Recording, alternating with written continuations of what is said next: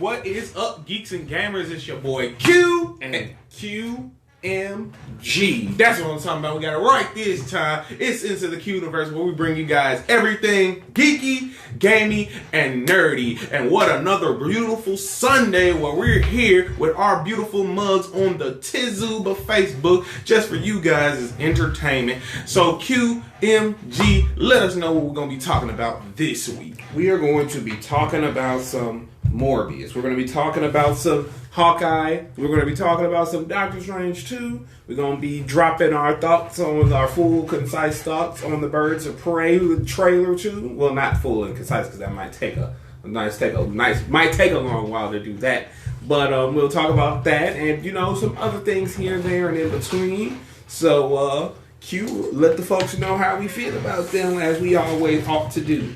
That's some good lemonade right there. What is up, geeks and gamers in the Qniverse? First off, I guess we could dive into just a small tidbit. I actually got a chance to watch the Black Widow trailer. That's your first time seeing it? Yes, it actually was my first time seeing it today. Because I was doing it for a very cool reason.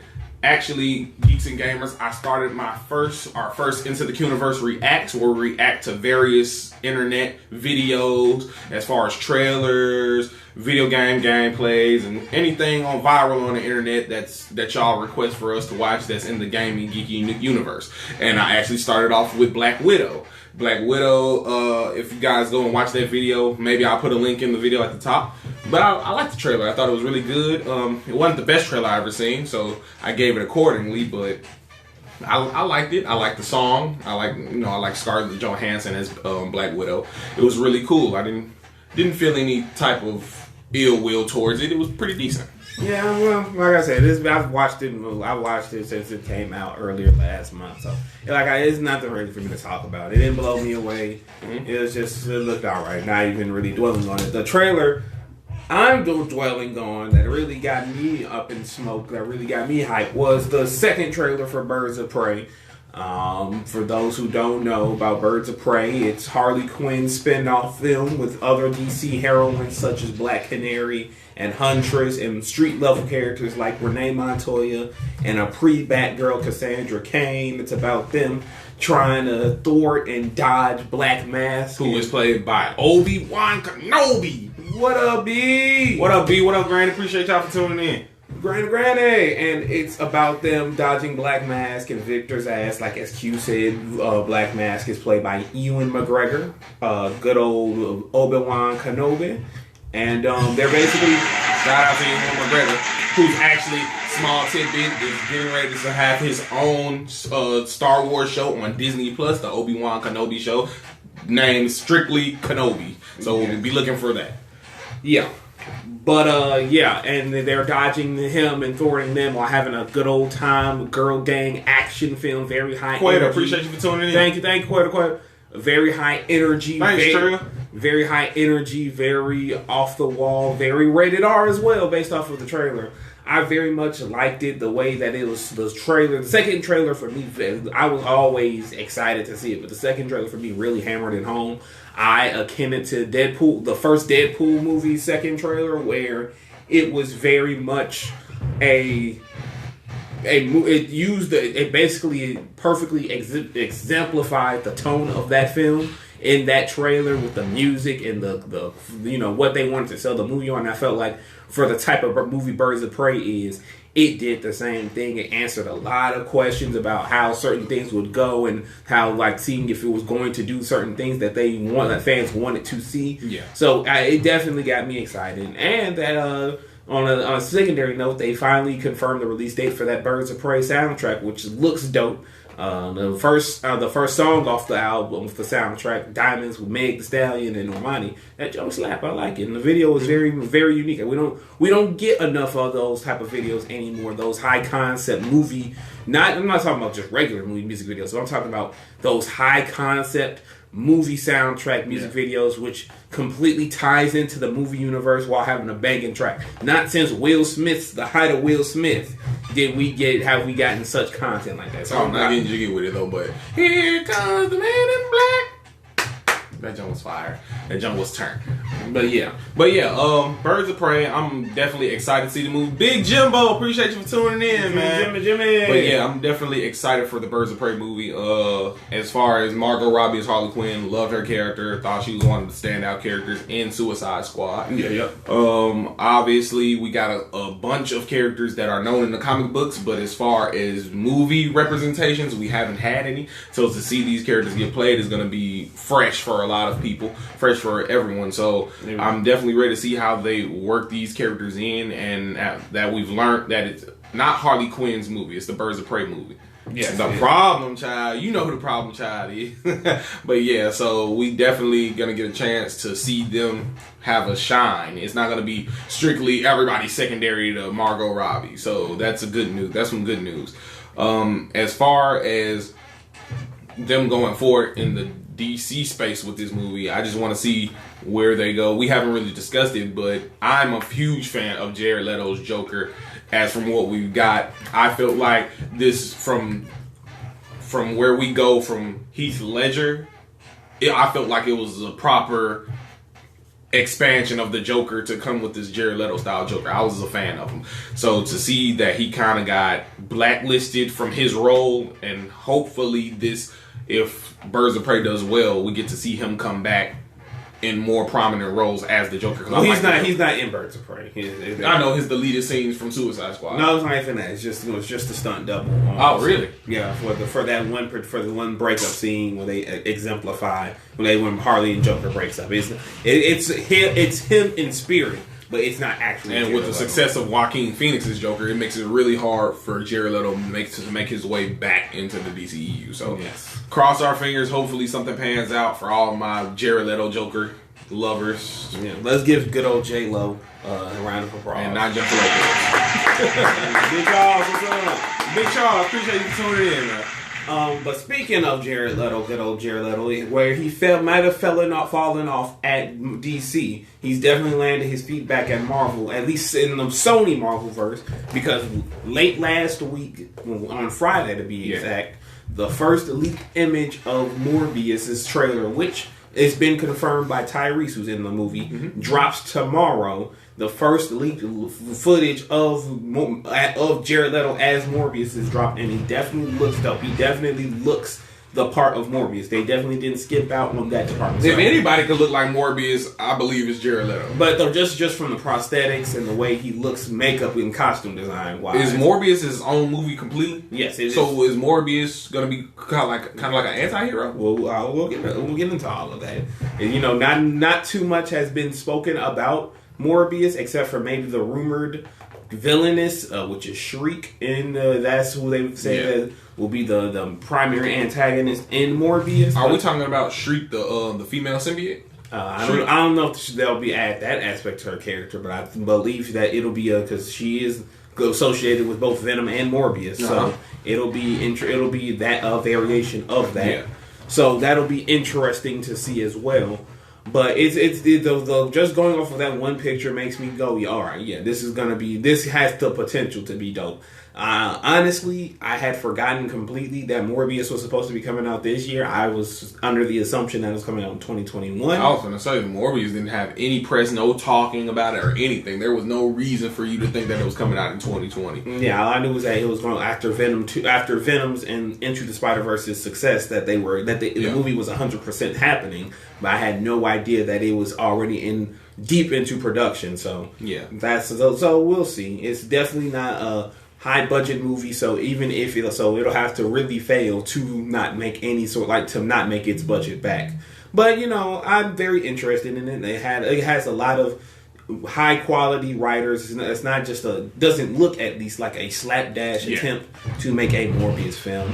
And quite possibly the biggest news to come out of this whole situation about Morbius is the fact that rumors have been circulating and has been confirmed by some news sources that Morbius will not only reference Tom Holland's exploits as Spider-Man in the MCU, but it might wholesale be in the MCU. And if you do some cross-referencing like I have, you will know that they've already established that Morbius more or less is in the Venom universe. The universe that was established in Venom with Tom Hardy in the crew. So that can mean, based off of the success of Venom 2 and Morbius, we might already have two Sony-related characters that might be locked into the MCU.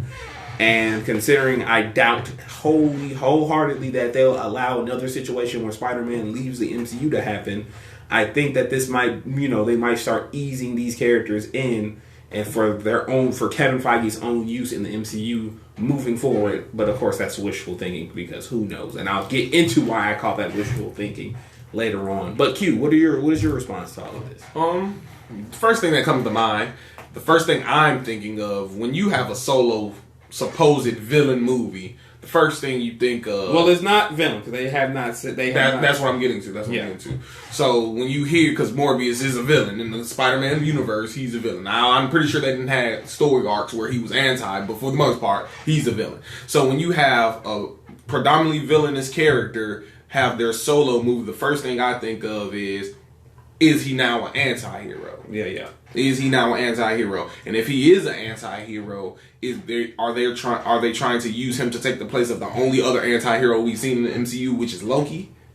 Definitely. I think you're overstretching it on that one. I'm just saying what comes to mind when I see that they're trying to push him as if he was an anti-hero, which I'm thinking they're gonna do. How many times have we seen a pure villain superhero get their own movie? I think that what they're doing is just simply establishing Sinister Six characters. I know that there's been heavy rumors that Kevin Feige really wants to introduce Norman Osborn into the MCU, but that is all like it's always been. It's relying on Sony allowing Kevin to do that. What up, JB? Appreciate you for tuning in, bro. Because ironically enough, it's amazing. Kevin has all of this power, but when it comes down to the nitty gritty, it's all about when it comes to Spider-Man, really, it's still mostly in Sony's hands what can and cannot happen, unless there has already been confirmation that he can do it. So, as far as Morbius being pushed as like a Loki-esque anti-hero or icon, I don't think they're doing that. I just feel like, honestly, they've had... Tevin, appreciate you for tuning in. Thank you. Mama Ben, appreciate you for tuning in. I just feel like they have they just have an opportunity to do a unique movie. And with the people involved, I feel like that's what they're trying to do. Just do that and hopefully kind of might build towards the Sinister Six. Who knows? But other than that, I don't see it. So what direction do you think they could take Morbius in with him having his own solo movie? Can it be solely him doing bad things and nobody is a force to stop him? No, it's not even. It don't even have to be a traditional superhero movie in that sense. Look at Venom. Venom was more... It's definitely a superhero movie. No. What I'm saying is Venom was a film, and he was going up against antagonists, but you understood that they were mercenaries. They weren't like, and then they had the Venom riot fight at the end. It wasn't like, Venom was just doing bad things, like a montage of him committing crimes, and then that they, got into the whole symbiote planet stuff. It was just... Eddie was on a ticking clock, and he had to race to try to figure it out and save his life and stop Ryan. And I can assume that they might do the same thing with Morbius. Like, I seen another set picture of, I don't know if Jared Leto in an orange jumpsuit, meaning he might be in prison. So that might be the crux of it. Him in prison, him trying to escape somebody or some organization, and might be where Shriek comes in and stuff of that nature. It might just be simple as that. I don't think it'll be as cut and dry as him already being an established villain and doing stuff of that nature. I feel like it will be an origin story. That much I do know, and I feel like they'll just lean into the origin stuff of that. But I don't think they'll take it any further than that. And that begs to ask the question: do you feel like Jared Leto is pushing to get the same recognition as Joaquin Phoenix, as far as the role goes, or are you just strictly a Marvel movie role? I think he's just trying to do a good role. I don't think that anything about the Joker or Joaquin Phoenix is influencing his decision or anything like that. I just personally... What up, Rose? What up, B? My fault, man. What up, B? I just feel like I don't think Joaquin Phoenix has any sort of influence on his decision making as being Morpheus. I just feel like he's doing this as a role to, do a cool superhero role. Hey, B, you gotta beat Candyman too, bro. That Candyman was on your ad, man. You gotta beat him, bro. But yeah, so shout outs to Jared Leto And shout out to the people making Morpheus. Hopefully Morpheus is good, since a lot of people don't even know about Morpheus except from the animated Spider-Man movie.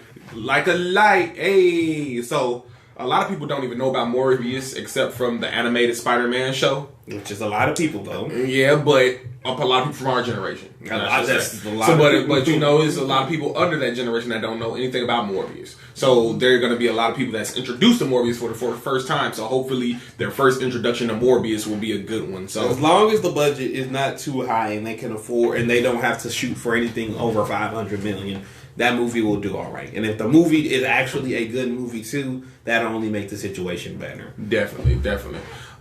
Next, with that being said, what's the next topic on the agenda for you? Well, next topic, we're just gonna keep rolling with the Marvel news. We're gonna go into two situations that are firmly entrenched on the upcoming MCU slate that both have taken major blows in one way or another. We'll first start off with Hawkeye. Okay. And Hawkeye, was scheduled to go into production at some point in this year. It's been delayed twice. First time was a small delay, and this time, as it goes around, the official word is that it has been delayed indefinitely. There has been rumors that says that it might not be delayed, but those are rumored. That's it's kind of wishful thinking, but the official word has been that it has been delayed indefinitely. And from what I've heard, it has a lot to do with Haley Steinfeld, who, for those who don't know, she played Gwen Stacy Spider-Gwen in Into the Spider-Verse, and she currently stars on Dickens on Apple TV, a stylized telling of Emily Dickens, the author's life, and her, and the stuff she went through as a woman author in those the 1700s, something like that. One of them two centuries. But yeah, and the show has been greenlit for, I believe, season 3 already, and it's very much a successful show. People really enjoy it. And if she gets locked down in that, then that's who Kevin Feige has wanted to play Kate Bishop, the female Hawkeye, fan favorite. And if she gets locked into this Dickens season 3, which is very well likely that she will, and Apple will more than likely try to push production of that, then they're back to square one, essentially, as far as that goes. Because that's ever since the beginning of any type of Hawkeye talk, whether that we'll talk about that in a hot second, because I haven't watched it myself. Me neither. I've only seen some clips of it, but I heard good things about it. Kate Bishop has been attached to Hawkeye, whether it was in movie talks or television series talks. She's always been attached to it. Mm-hmm. So for the main actress that they have wanted to be this woman, and for those who don't know, Marvel Studios kind of locks in their significant character, like the actors to play their significant characters, well in advance. And the fact that it has taken this long to do this for this character says that it was always on shaky ground, contrary to what a lot of people believe. So yeah, that's something that's a major blow to it. There has been some actresses that have had some other type of a nice little rumblings. The most famous that I know of is Liana K. Ramirez, who plays Roxy on Power Rangers Beast Morphers. A lot of Power Ranger fans were really pushing hard for her when the Hawkeye series was first announced. So fingers crossed for me, at least, that she gets that she does get a second chance at this. And if Haley truthfully isn't available, she's very charismatic. She's definitely she definitely is in martial arts stunt training, because she was doing that before she even got the role on Power Rangers. So who knows? This could be her big break, and that'd be awesome to see. You any thoughts on that before I hop into the second?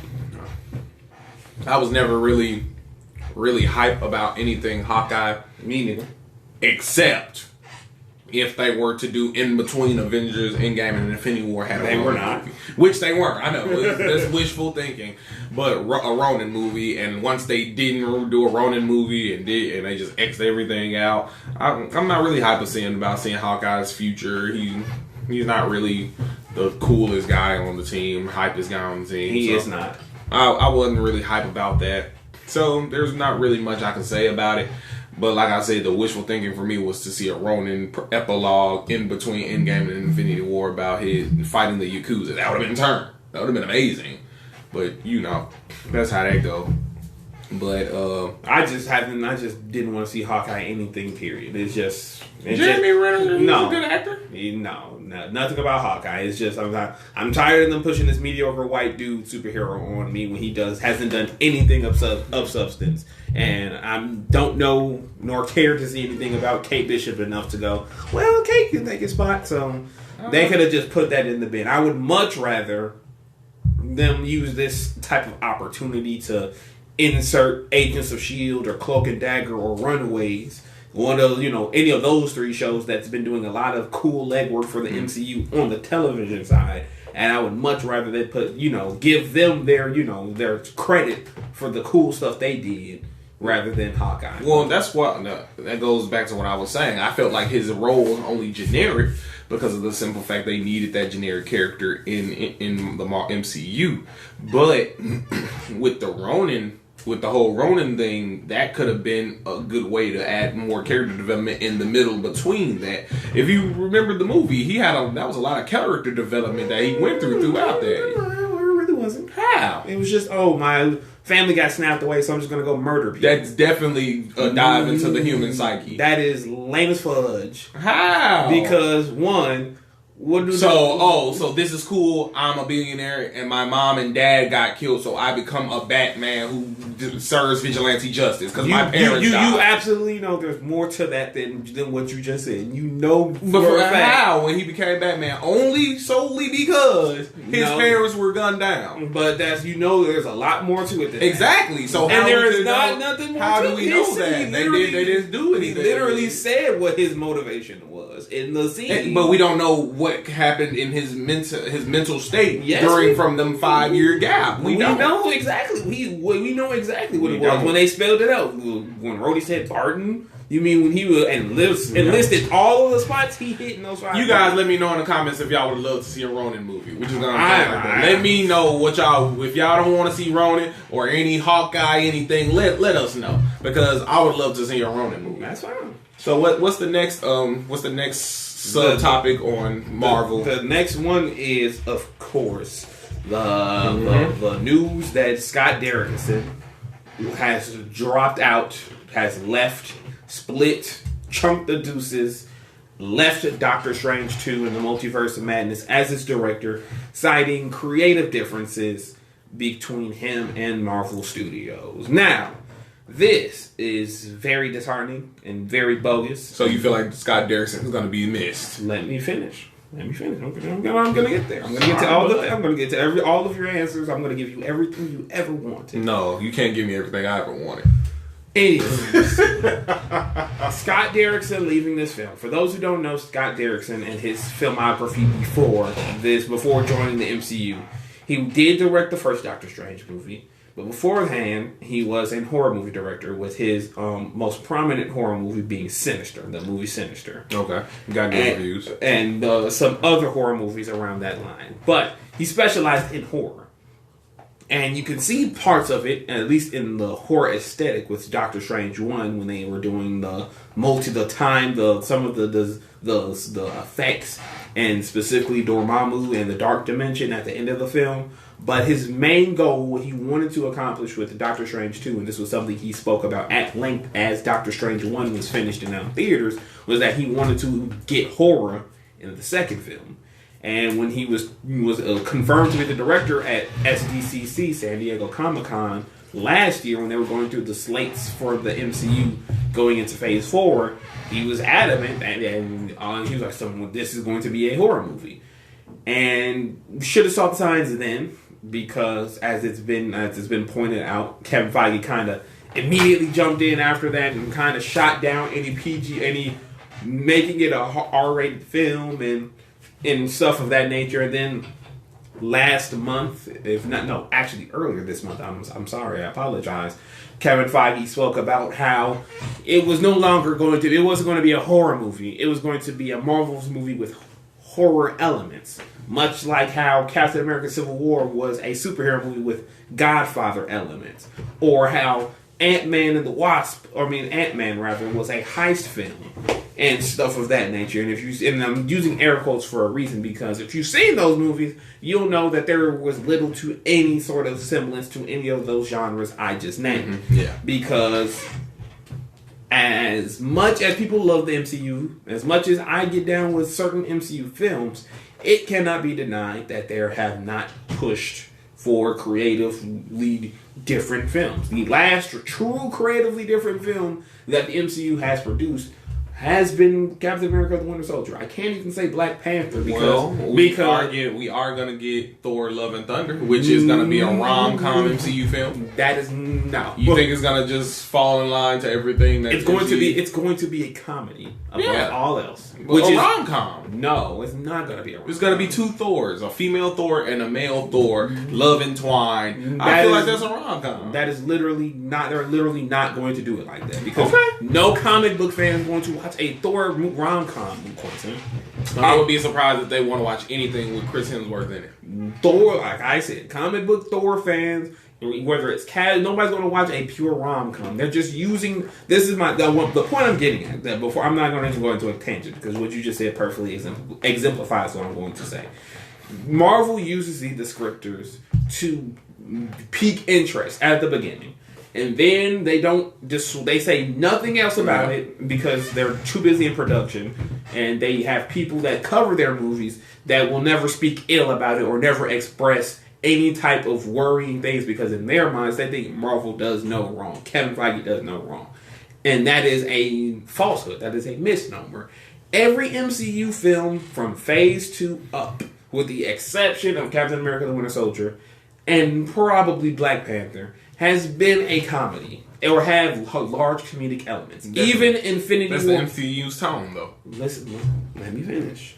Even Infinity War and Endgame, and those were two serious movies with serious stakes and serious moments, who did not shy away from some very comedic moments. Even though I feel like in those two instances, they did do it well enough where it was a plus, not a minus. But with that said, for the MCU to be as large as it is and to be as influential as it is and to want to be included in conversations like a Joker or like a Dark Knight, where these two cinematic films are both superhero films and can be taken seriously on their own as films, they don't do nearly enough to diversify their film slate. Doctor Strange 2 was a fan favorite for a lot of people moving forward because it was going to be such a different tone of movie from a director that proved that it can do that type of genre.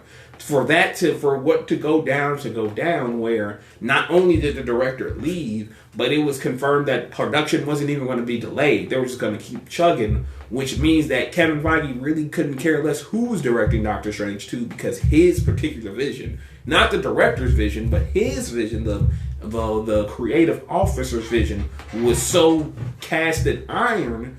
And that works for like television or comics or a video game. But for a movie, that movie should live and die by the director's vision, good or bad. And when you set lofty goals, when you set a creative thing that you know you want to do as a director, and then you come to find out that you can't even execute that because the guy you're working with /for just is so bent on some superfluous things like, oh, can we allude to X-Men and Fantastic Four? Or, can we add this character fans aren't expecting? And while it might be fan service in the moment, it does hurt these movies in the long run because they just become nothing more than glorified 2-hour TV shows. Well, I have to disagree with parts of that. I don't feel like they become lost in the sauce, because if they became lost in the sauce, then we wouldn't have the discussions for the movies that we have now. I feel like definitely Kevin Feige and Marvel definitely caters to children, and they definitely cater to the larger consumer, where the fans as ourselves, we get lost in the crowd. I definitely agree with that, but where I disagree is I feel like this whole, let's just say the 22 movie slate, they wanted to set a tone, and I feel like they set that perfectly. I feel like they set the tone that they wanted to set with the mindset they wanted to do. They put out some great movies They had some hiccups along the way, but for the overall arcing story of those 22 films, I felt like it was good. I felt like it was great. In the comments, let us know what you think about the 22 MCU movies up until this point. As far as going forward, I definitely agree that we need to have some type of diversity in the genre of film. And I understand that beforehand, like you said, Marvel wanted to have their style of film and sprinkle in these different genres. I feel like going forward, we need to do away with sprinkling and allow completely different genre of movies to come in. I wouldn't mind seeing a heist film, but with superhero characters. I wouldn't mind having a full horror movie, New Mutants, Doctor Strange. I feel like going forward, we need to have that in order for them to say, oh, we want to be looked at as more serious movies. When I think what Martin Scorsese said is full of crap. Movies aren't meant for you to be like, oh, let me take something that is so destructive or so dramatic and that makes art. No, art is what you perceive. These comic books, these stories, these movies, it doesn't matter what media it is, it's going to be art to you. So for him to say that just shows, I don't know, because you can't understand the craft, and I know that Marvel has a certain place in the movie genre. Well, let me rebut to that. First, you misinterpreted what Martin said. What did he say? Martin wasn't saying, "Oh, these movies were crap." He was saying, he basically said what I'm saying and what I'm pulling from all of this. What did he say? Is that these aren't movies in a sense. That these are more or less just continuous, like turning a page on one continuous story. It's comic book movies, but that's not an excuse. How is it an excuse when it's literally comic book movies? They're making it as if it was a comic book. But that's not an excuse, because The Dark Knight showed you can tell 3 separate, legitimately good movies without just being the same thing over and over again, more or less, where literally everything can be interchanged and it wouldn't matter. And Marvel showed that you could still do it in that format and still be successful. So who is to say which one is better than the other? But that's his point. See, everyone looks at it monetarily, but the whole crux of it came up because they were saying that why are more Marvel movies being supported as full standing movies as a la Brokeback Mountain, a la No Country for Old Men, Joker. Yeah, why not? They are films that have strong leading characters, strong story development. No, they're not. Most of those MCU movies do not have strong leading characters. You know full well that every. So Loki couldn't have won for best supporting actor. He couldn't. Oh my god. No, none of those. All of those. Okay. Quentin, we all know that all of the Marvel main character archetypes have been built off of Iron Man. Have been built off of Iron Man, even to the point that their legitimate greatest superhero, Spider-Man, isn't even written as Spider-Man is supposed to be, but as an archetype of Tony Stark. We know that. That anybody you can, even the staunchiest Marvel defender has made montages of how every character, from Star-Lord to Ant-Man to Thor, who in their original forms have completely... You can go through any form of media and make any analysis and find other characters who are acting exactly like other characters. That's not the point. Christian Bale's Batman was nowhere shape as a different archetype. Listen to my point. Just saying. No, Pierre, because what's up with you? That's completely different. Because there's a difference between Christian Bale having the opportunity to put his own stamp on the Batman character.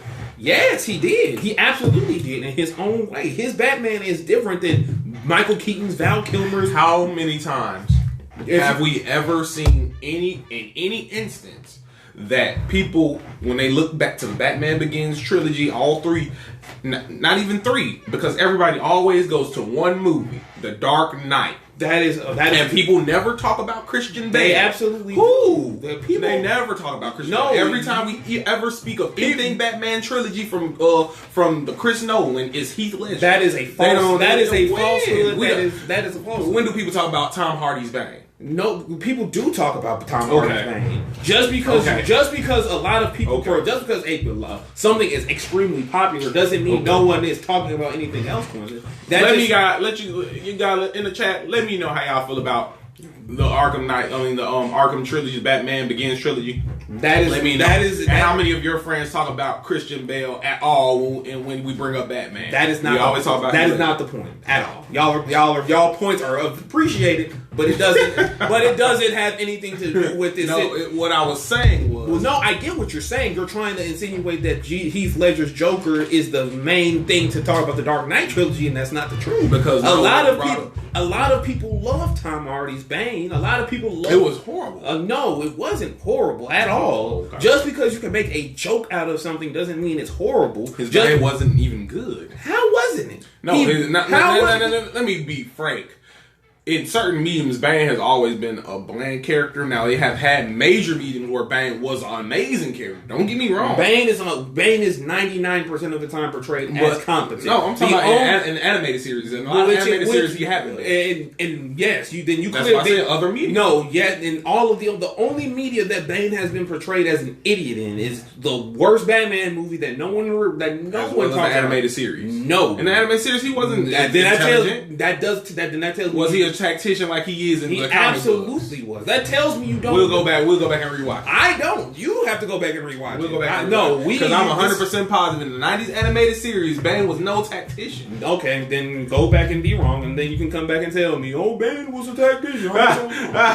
Don't get happy because your Titans won against the Ravens. Thank you, Vaughn. How much money Vaughn owe you, Sean? But yeah.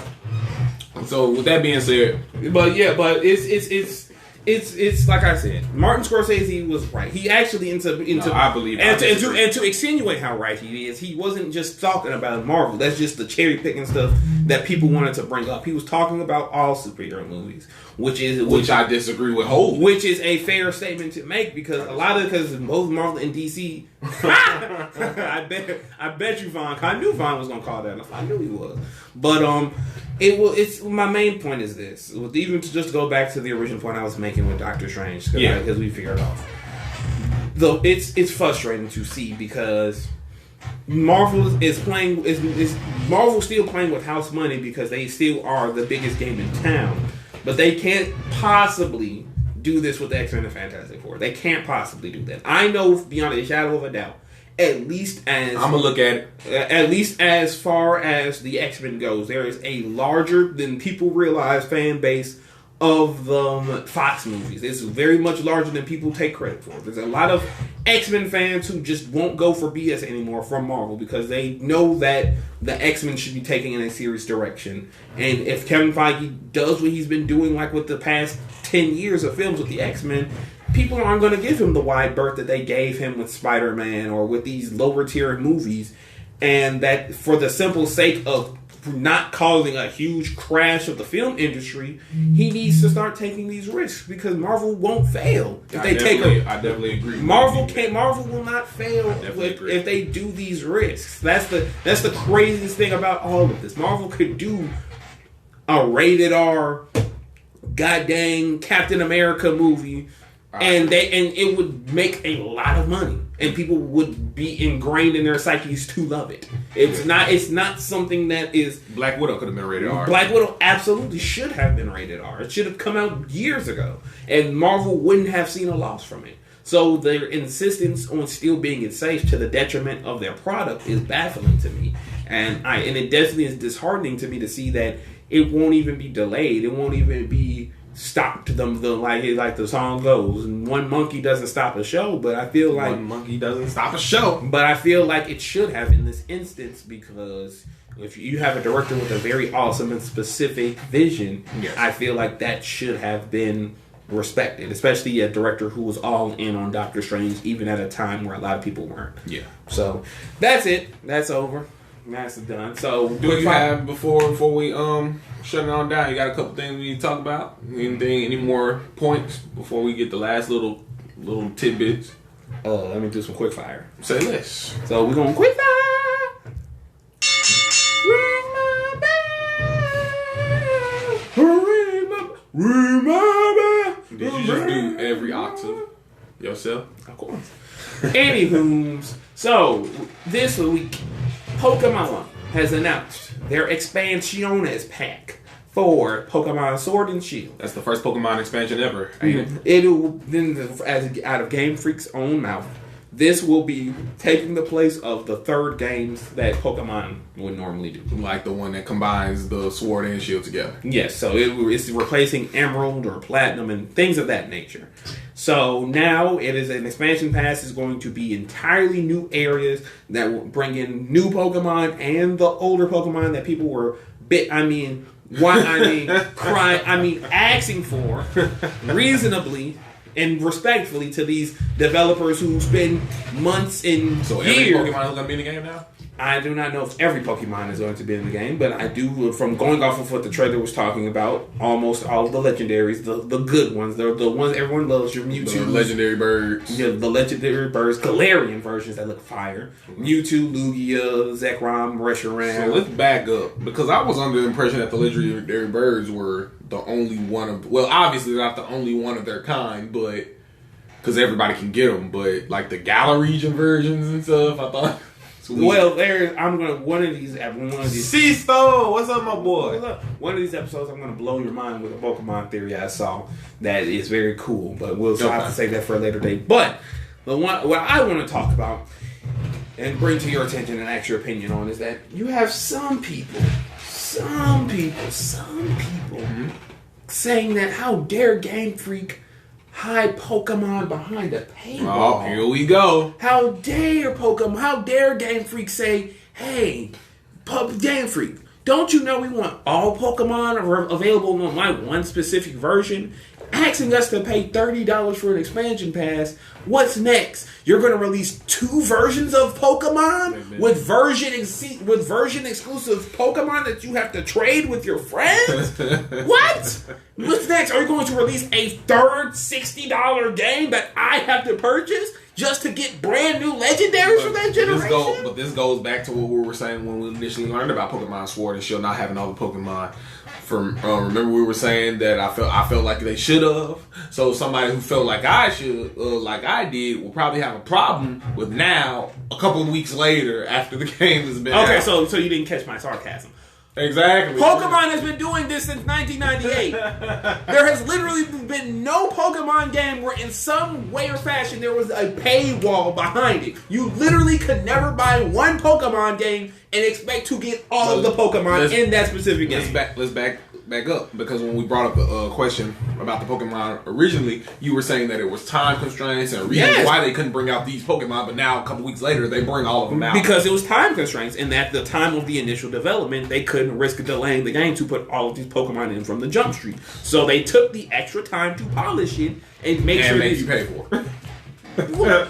But no, they're not even making you pay for it, because they're going to. Even if you don't have the expansion pass, you can trade with other people to get those. So Pokemon. Sword and Shield can Well, they've always could done that, but of course. But if somebody has the expansion pass and you don't, but you want to get a Pokemon that's in that expansion pass, you can still get it. You can just trade them for it. Oh, okay, that's not that. Like it's always been. But people want to experience those new locations. No, they don't, because they haven't said jack ish about it, because they're not finished. They're the first expansion. And you already know what they're gonna do. Travel back to Kanto. No, they said that for this expansion pass, there's 2 locations: the Isle of Armor and the something of something. It's an ice related place, but those are the only 2 locations. There's no backtracking to any regions just yet, but those are the 2 locations guaranteed for this year.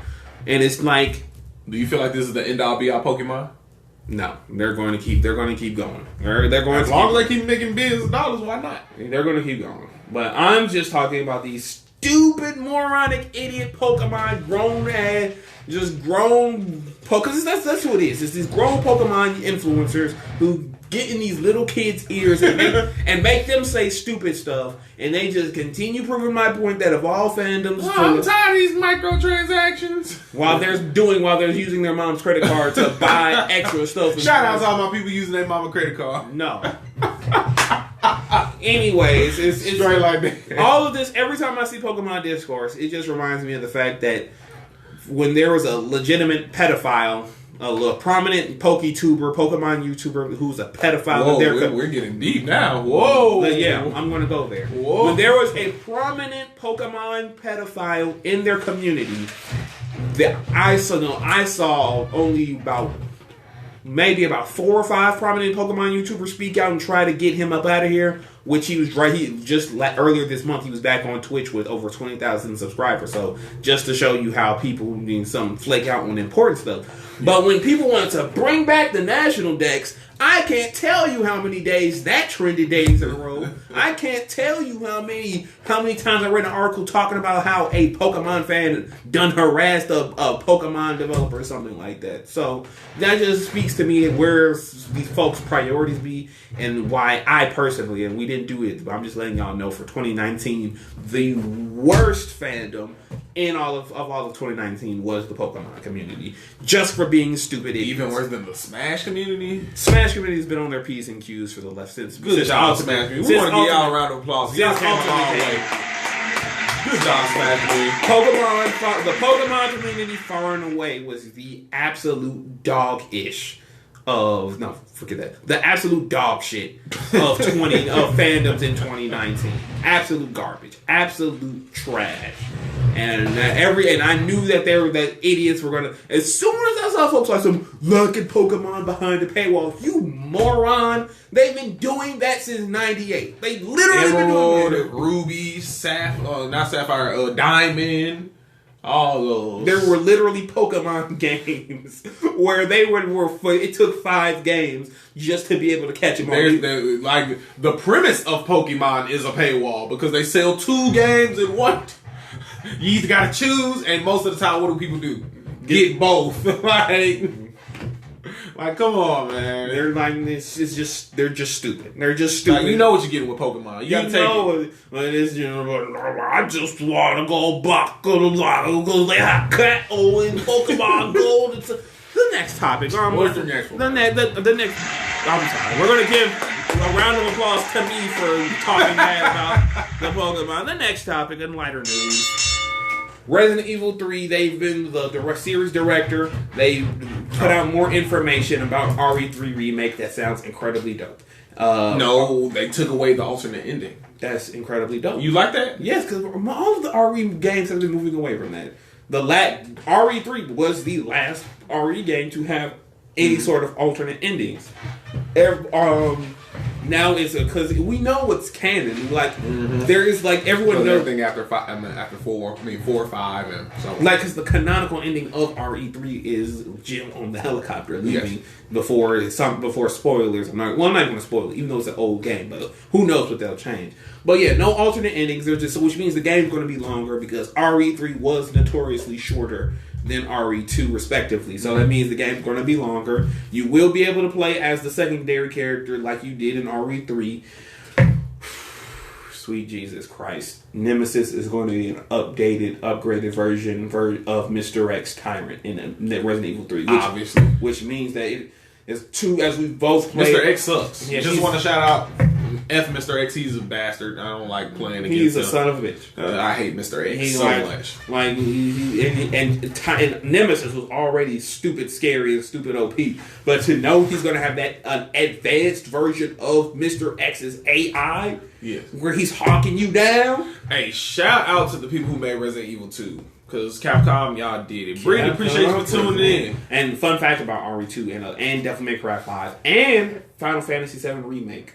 A lot of the developers on those games were fans back when the originals came out. Yes. And they had that in mind on trying to accentuate that, how to make it better, how to live up to them, what they were imagining to fill in the blanks in their head at the time and to make that a reality. Are you ready for that Resident Evil-esque Friday the 13th style game? You talking about the multiplayer? Yeah. The one where you play as Mr. X and 5 other players play as survivors. And it looks good. I don't think it'll hamper the game or anything like that. It'll considering the fact that almost with the exception of Operation Raccoon City. Well, with most Resident Evil multiplayers that are accentuated with a main game or side games rather, like Mercenaries. Mercenaries was turned.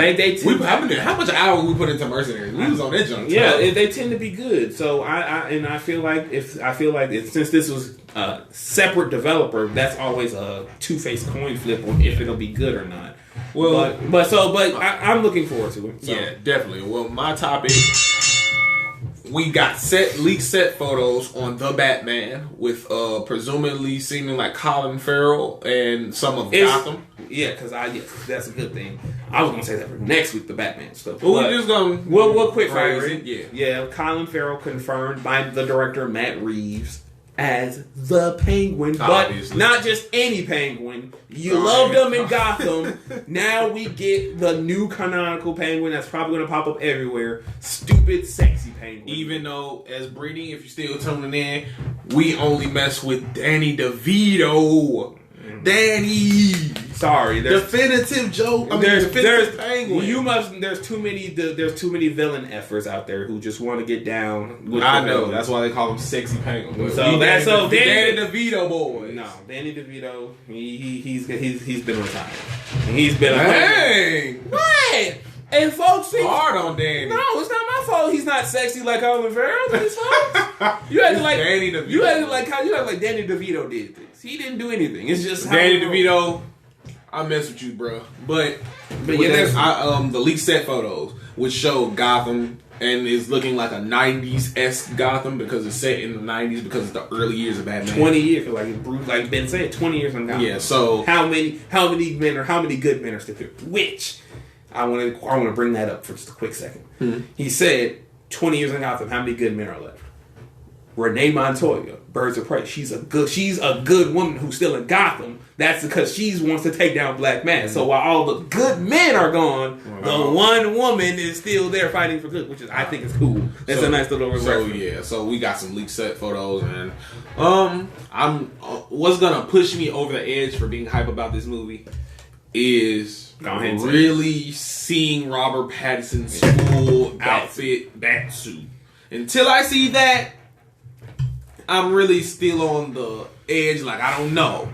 Once I see that, I'll be behind it. So long as they keep Zoe Kravitz's Catwoman in the DCU, and they let Lisa Bonet play older Catwoman with Margot Robbie in Gotham City. Do you feel like his neck should move? I mean, it doesn't. I mean, like, I've heard rumors it's going to be Zero Year inspired, which, if you know anything about Zero Year, and you know the costume is very much handmade. It's a modern version of his OG bat suit, which with the purple gloves and all of those things. Purple gloves. It looks dope in that version. You should. Oh God. The purple that specific. I hate the purple gloves so much. Did you hear the modernized? Yeah, I get it, but I still hate the purple gloves. Anywho, or with the long bat ears. No. Why would he have extremely long bat ears? And he does that with one of I said modern. Yeah, but hey, I'm just asking. Anywho, like I said, and I agree with Q to an extent. I'm not gonna say R. Pat is gonna do a bad job. I think he's incapable of doing a bad job. But I will be sold the most when I see him in the Batsuit. I've seen a lot of mock-ups, a lot of fan art of R. Pat's as Batman in a specific Batsuit here and there. So I'm looking forward to it. Definitely. And with that being said, I think we're going to wrap it up first day. Oh, you got one more? Just one more topic that I want, because I also just want to do this once per episode. Let's get ready here! Obviously. Woo. Long ago, there was a movie set to come out in 2017. It was set to make a splash as a genre-specific film set in the superhero genre. But after a fierce battle, it was thrusted forward in time where the world was Feige. Did you just do Samurai Jack? Watcha! New Mutants. Drop this trailer. New Mutants back. I'm sorry if I have to hear anything. New Mutants. New Mutants back. The new trailer looks good. I'm gonna be reacting to that trailer, so you guys stay tuned. The New Mutants trailer is dropping. It's confirmed. April 3rd. We them April babies. Cause he's a fool. And when they snooze, why I gotta be a fool? We feet up like a paraplegia. Shout out Lil Wayne. But why I gotta because New Mutants, y'all, it dropped its trailer. This movie was supposed to come out in 2017. Bruh. Then it was supposed to come out in 2018. And then it was supposed to come out in 2019. But now it's here in the 2020s. bringing the heat. All of these characters, finally, this movie has been spoken of in high regard by its series co-creator Bill Sekowitz, and I really wish I said that right, and Chris Claremont, and other people who've had their hands with Ileana Rasputin, Magic, Rain, Wolfsbane, Danny Moonstar, all of these New Mutants that in the comics, and they've been having their hands in, and they've just been speaking so highly of it. So why is Kevin Feige allowing this one to be the genre bender? Well, he ain't got no choice because he ain't got no choice. He does if he got the choice of green light, whatever movie. He could cut that movie completely out if he wanted to. No, that would have to fall to Bob Iger because when Fox was bought by Disney, any and all movies that were set to be released had to have been released. Okay. And New Mutants was one of those films. So, it looks great. It looks dope. If you know anything about New Mutants and those characters associated with it, you know just how cool you've seen the trailer. I'm not going to spoil it because some people haven't seen it, but it's sitting adjacent to me haven't seen it. But it's dope. And for people who don't know, this will be the first MCU movie. It's not in the MCU, but it's under Marvel's blanket now. Yes, it's under the blanket of Marvel, and it will be the first Marvel horror movie. Yeah, because don't lie. Don't give these people that is in the MCU, obviously. Okay. Because they'll be like, "Where's Iron Man? Where's the Hulk?" But any last comments on it before we close out today? It's gonna be the heat. It's gonna be the jam. I've seen some people that I love and respect count this movie out, saying it wasn't gonna come out, saying that it was not anticipated, and then it said no. How dare you? How dare you say that? How dare you tell me that I'm not living the life? When you just part of the hype. Woo! Straight like that. And it came out, and I'm looking forward to it. April 3rd, yes. PG-13 horror. Yes. Looks dope. Let's get it in. And with that being said, you know how we gotta turn on out. This was Into the Universe. Got your boy Q and QMG. And this is how we do. Like I always say, you can find us on my Facebook page at Quentin Ziegler, on the Geeked Up Media Facebook page, as well as the Into the Universe Facebook page, as well as YouTube at Into the Universe, and on Instagram at Into_the_Universe_. Yeah. You can always check us out every Sunday. We'll be bringing you guys awesome podcasts and comments. Always like, share, and on YouTube, share, like, subscribe. All of the above. And as I say, if you ain't got it, get it. And if you can't get it, then figure it out. Straight like that. I always say, you best be living the life. Are you living the life because you ain't living shorty? Then you part of the hype. And that was Into the Universe, where we talk to you guys about everything geeky, gaming, and nerdy. Peace. Yes, sir, baby.